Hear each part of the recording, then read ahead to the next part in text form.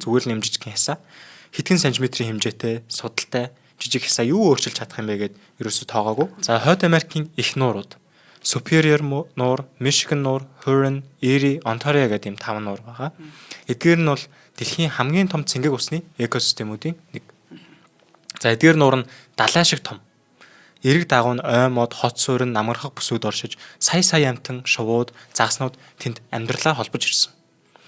Энд усны гүн бүрт өөр амьдрал оршиж, бичил замгаас эхлээд том загас, усны шувууд хүртэл нэгэн нарийн тэнцвэрт сүлжээг бүрэлдүүлдэг. 1980-ад оны сүүлчээр энэ асар том усан ертөнцид маш жижиг, бараг анзаарагдахгүй нэгэн зочин ирсэн нь зебра масл байсан.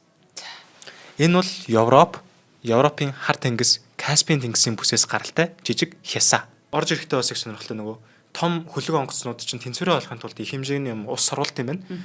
Тэнгүүд тэр нөгөө тухайн сурвалсан газрынхаа усанд нь янз янзын амьтан ургамал ороод тэгээд очих газартаа очоод тэр усаа хасгачдаг.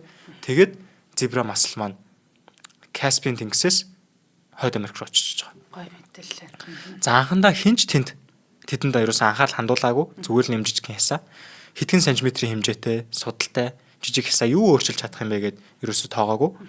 Гэвч зебра масл нь байгаль дээрх хамгийн аюултай шинжүүдийн нэг дор агуулж байлаа. Тэд маш хурдан үрждэг. Асар их тоогоор бөөгнөрдөг. Мөн бараг бүх хатуу гадаргуу дээр наалдаж чаддаг. Одоо төмөр чулуу юу гэдэг юм бүх юмн дээр наалдаж чадна гэсэн. Хэдхэн жилийн дотор тэд их нууруудын ёроол, хад чулуу, усанд орох мод, бүр ус татах хоолой, цахилгаан станцын хоолойг хүртэл бүрхэж эхэлсэн. 1 квадрат метр талбайд хэдэн 10,000 зебра масл. 1 метр квадрат гэдэг чинь одоо энэ ширээшгэл байгаа шүү дээ. Энд хэдэн 10,000 зебра масл шигдэн наалцсан байсан. Тэд уснаас замаг, бичил организмыг шүүн сорж иддэг тул ус тунгалаг мэт харагдаж эхэлсэн.